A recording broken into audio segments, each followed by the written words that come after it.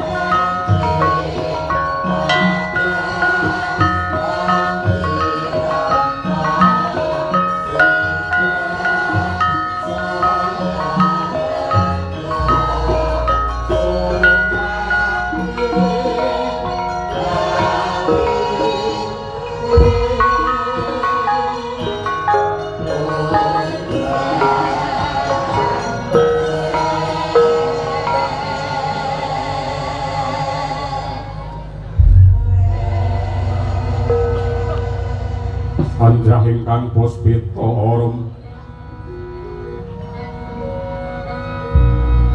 kasliring samiron ombre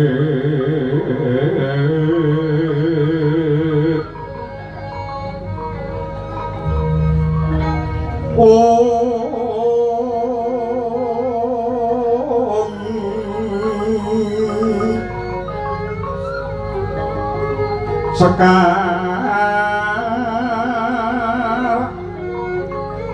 kadung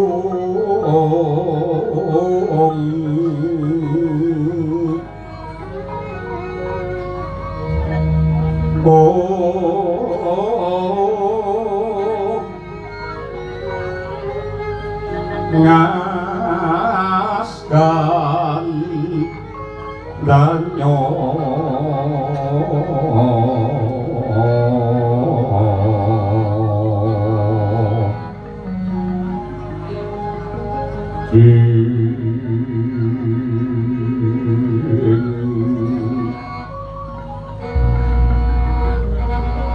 maweh raras renaning driya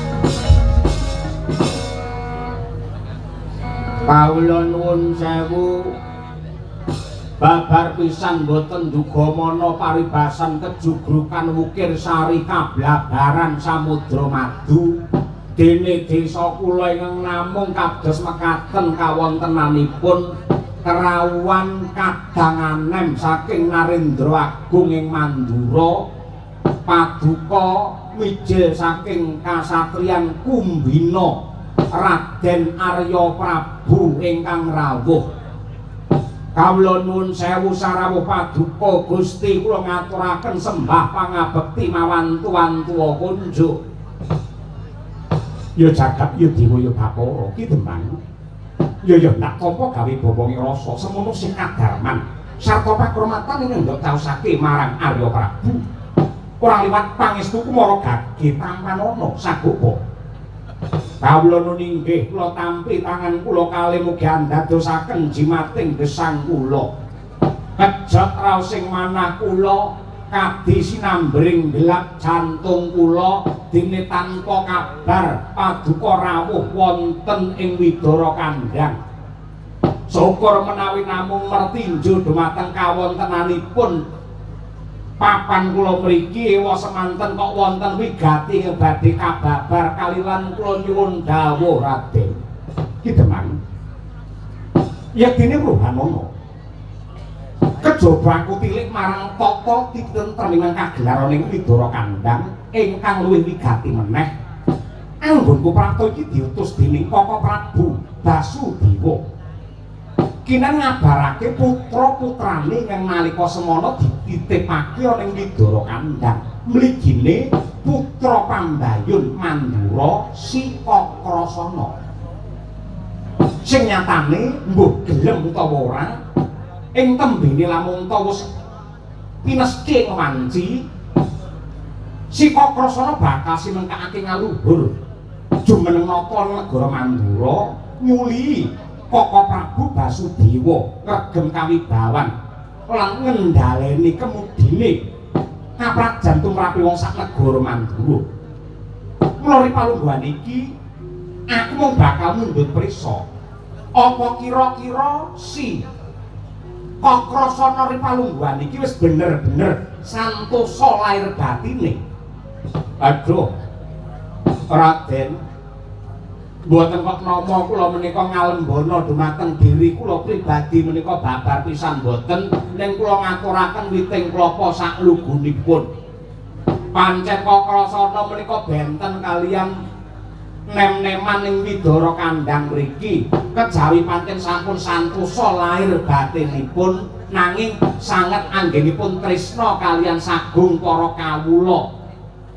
Para kawula Widara Kandhang mriki menawi kaliyan Kakrasana menika wedi asih kalih Kakrasana niku nggih pekewuh ning ugi tresna kaliyan Kakrasana. Saben-saben wonten perkawis menapa kemawon mesti dipun rampungi dening Kakrasana pribadi. Malah Kakrasana menika gesangipun sawetahipun pancen dipun sramakaken kinarya mulyakaken sagung para kawula dasih. Mila kula percaya benjang sak wanci-wanci menawi Kakrasana menika kaangkat mongko dados ratu ing Mandura sampun boten kirang setunggal menapa Raden Arya Prabu. Wong-wonging priya mangu mangun pun kanduan remang lerlemo tanpa kanen yen tan kulusa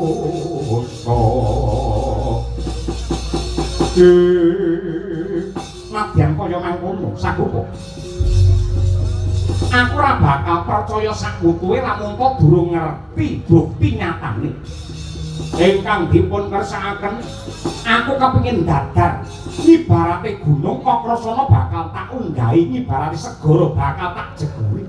Apa pancen santosa kapribadene. Cekak cukupipun paduka badhe nyobi kaprawiranipun anak kula pun Kakrasana ya bakal tak jajal. Carane njajal kaprawiran lan kasektene Kakrasana piye gampil. Menawi ndika milara dumateng sagopa jenengan ngajar dumateng kula manggolek perkara dhewe ngoten. Mangke tartamtu si Kakrasana badhe meta-meta badhe jumangkah mbelani ngayomi dumateng bapakipun. Yen boten pitados mangcobi kemawon bagus.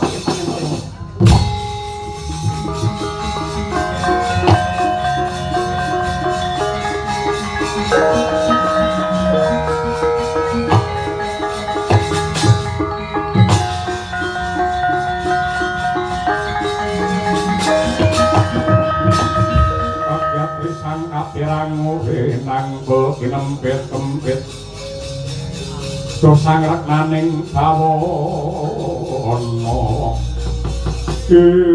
kaduh Raden Arya Prabu dosa kalepatan kula menapa dene paduka badhe njempalani dumateng kula pun sagopa lepat kula menapa Raden kleru mundhak gendong luput mundur inggih.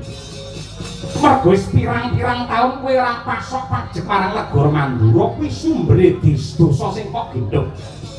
Gandeng ingkang wangsane Widara Kandhang iki Demang Sagopa wis satrepe lamun kowe napa pidana kowe bakal mirong kampuh jingga wani karo panguwasane Ratu Mandura. Kok wani menika nalaripun kados pundi?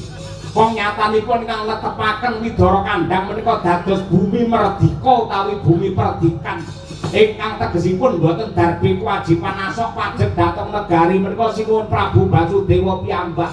Samangke kula kok dipun tarik pajek menika nalaripun kados pundi? Mbuh Raidep, biyen ya biyen, saiki ya saiki. Ripalungguhan iki negara mbutuhake dhuwit sing pirang-pirang kanggo jejontok wujude darang kanggo para-para ingkang mapan ning pawiyatan supaya uripe bisa antuk kewarasan lair lan batine. Yen ora gelem masuk pajek parang negara aku tega mentala mecah karo dasmu adoh mati.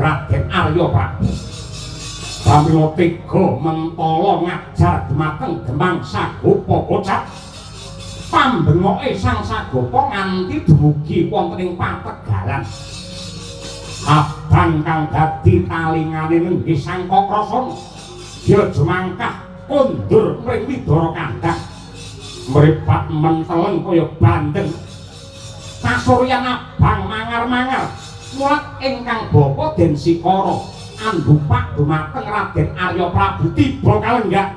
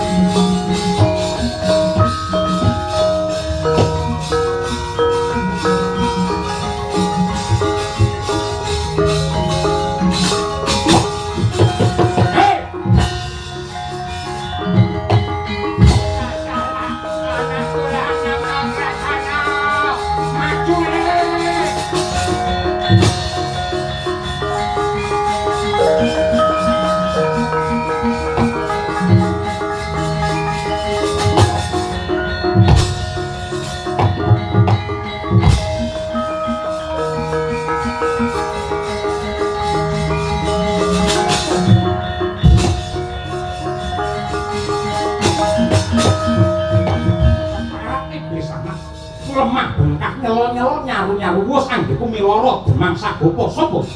Lek nomripatmu jerengen gobokmu. Anake Demang Sagopa iki Kakrasana. Dosa kaluputane bapakku apa? Dene kowe penggede pejabat teko kene parandene malah nyiksa karo bapakku. Mergo dheweke duwe dosa ora pajek karo negara. Iki desa sing merdika, ora duwe kewajiban pajek marang negara. Kudune pejabat kaya kuwi mudhun dene iki ngayomi marang para kawula ora ndrampiak awur-awur kaya ngurakan dapurmu kowe.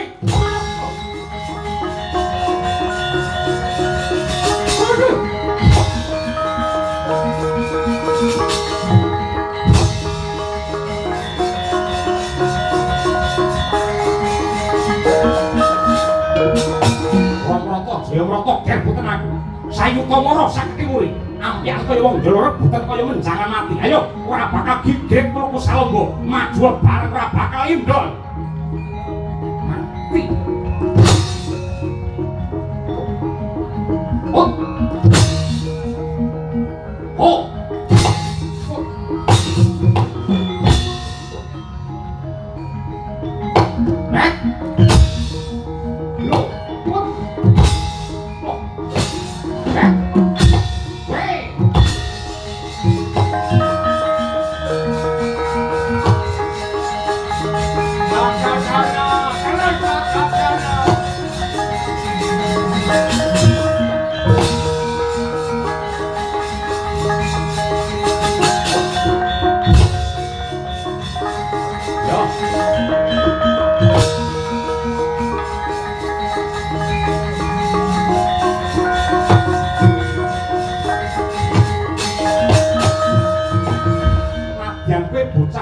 daya sekti Mandraguna.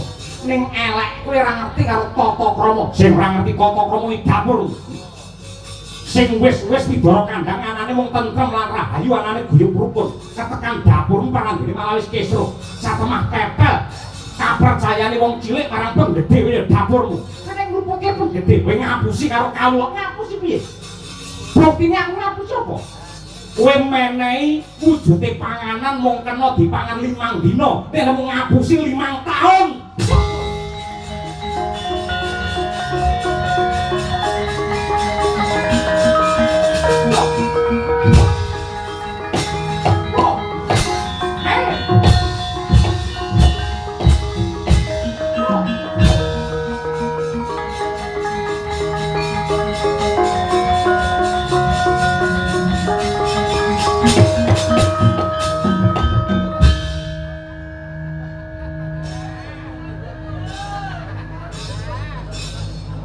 Loh, Pak Derajimen kok iso malah nglemah neng kene lek nganti nyulung nglemah nduk sing tanggung jawab semene akeh iki sapa? Bopo sagopo aku ora nduga mono aku ora dewa lamun to sing ku mledang iki mau jebul kowe tak kira mungsuh bopo. Aku njaluk ngapura bapa sagopa. Tangiya ya bapa. Tangiya. Jare kowe iki mbiyen iki satriya sing prawira digdaya Surasekti Mandraguna. Parandene mung ketiban tangane anakmu kok ngletak kaya ngono kuwi bapa. Bapa. Aku njaluk pangapura kowe aja mati. Bapa, yang nganti kowe mati sing bayari dalang yoga sinden sapa? Bapa, ya ampun Bapa, kowe tangi kok. Kowe aja ninggalake aku Bapa. Edan nek sinden udohe sapa? Endi?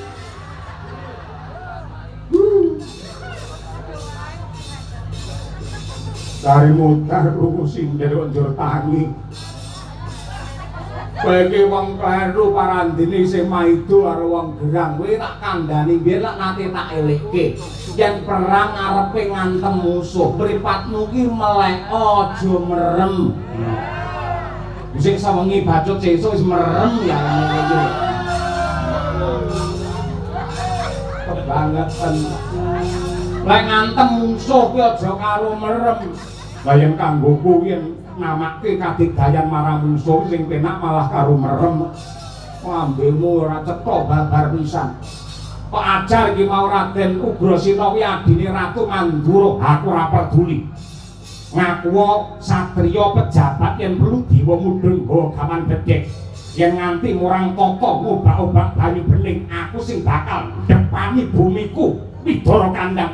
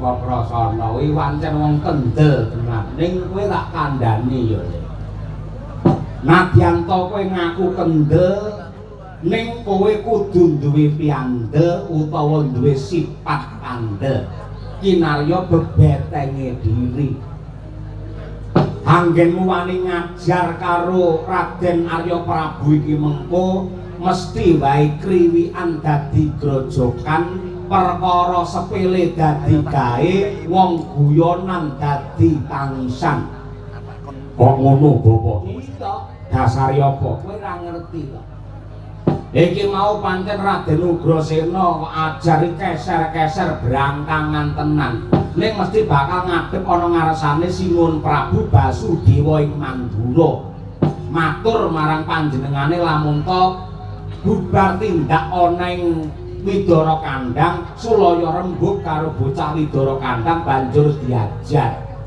mesti Sinun Prabu Mandura mundhut priksa sing ngajar kuwi sapa putranipun Demang Sagopa naminipun Kakrasana tegese arepani karo negara yen pancen kaya mengkono perintahna Prawadyabala sak akeh-akehe kon ngepung Widara Kandang mbok bengi mbok sesuk-esuk iki kok bakal kene kebak Satpol PP ngerti ta goleki kowe kabeh yen pancen ngono tak adepi lho kowe wani perange mergo siji musuh siji ijen padha ijen lek musuhe wong ewon apa kira-kira kowe menang pikiran lek kowe wani karo wong 1000 kuwi padha karo ula marani gepuk kutuk marani sunduk tan urung kowe bakal mati tenan yen pancen ngono aku tak ndelik ndelik nang ngendi ya ndelik ana centongan mburi kono lawange tak tutup krekep tak ganjel kowe ndelik nang ngendi wae mesti digoleki wong prajurit iki ewon aja kok ndelik ning centongan bangsane bekakas pawon panci lemper kabeh dibukaki kok bakale goleki kowe lek kowe ndelik ning omah kene tetep konangan ndelik ning Widara Kandang mesti kecekel mongko adate wong yen wani karo negara kok nganti kecekel tan wurma bakal didabyang-dabyang ning alun-alun kowe dibondo ning ringin kurung kae saben wong liwat kono nggawa paku maku ndasmu siji-siji aku rawedi kuwi ya suwi-suwi mesti kentekan getih lho yen kentekan getih nek ndi parane kowe mesti mati aku mati ya wani wong adili wong urip kudu wani mati ning sangmu mati wis duwe kowe sangmu mati apa wis duwe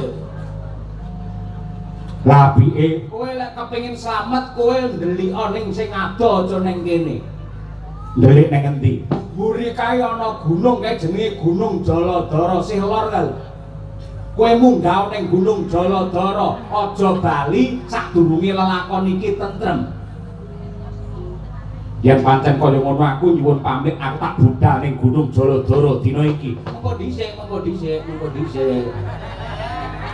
aja kesusu selak limbukan kok piye to takut to iki kowe tak kandhani ning kono ngopo ning pucuke gunung iki ngopo wis teko pucuk iki ngopo ngene terus ya sak senengku ya mangan ngombe kowe yen nganti mangan mongko manganmu iki kecap krungu kon desa karo wong desa dilaporke para prajurit Mandura mesti kowe iku dioyak munggah gunung kecekel mula ora kena mangan yen ora oleh mangan aku tak ngombe wae ora apa-apa ngombe nganti kakean ngombe mongko ora mangan blas tangurmu bakal glegeken kowe glegeken krungu kon desa dilaporke prajurit kowe konangan meneh ora kena ngombe karo mangan ya yen pancen ra entuk ngombe karo mangan nggih jlimu rasaku aku mengko tak ngrokok wong kowe mendina kowe ora nyilih aku nek ngrokok lho ora lah nggih jlimur kok ya kegiatanku ning pucuk gunung apa ben suwe ya ngrokok dhisik ning kono kowe ku yen ngrokok mongko enek keluke kedul-kedul ketok kon desa dilaporke prajurit kecekel meneh ora entuk mangan ora entuk ngrokok ora entuk ngombe lha ngono aku tak turu sak jeki urip turu kowe ngorok konangan wong desa konangan meneh kok angel rasa digarap aku ngopo-opo ora oleh mangan ngombe ngrokok turu ora oleh njur aku ning Gunung Jaladara kono kon ngopo kowe menengo menenga sing wigati batinmu sambungna karo Gusti ingkang Maha Kuwasa nyuwuna marang purbane Hyang Agung. Aja pati-pati kowe mudhun saka Jaladara yen urung entuk kanugrahan saka dewa sing kanggo srana kamulyane wong negara Mandura. Paham kowe? Caritane satriya linuwih kang mardi mring kautaman tan pegat mring pangesdine ngesti ayuning ayun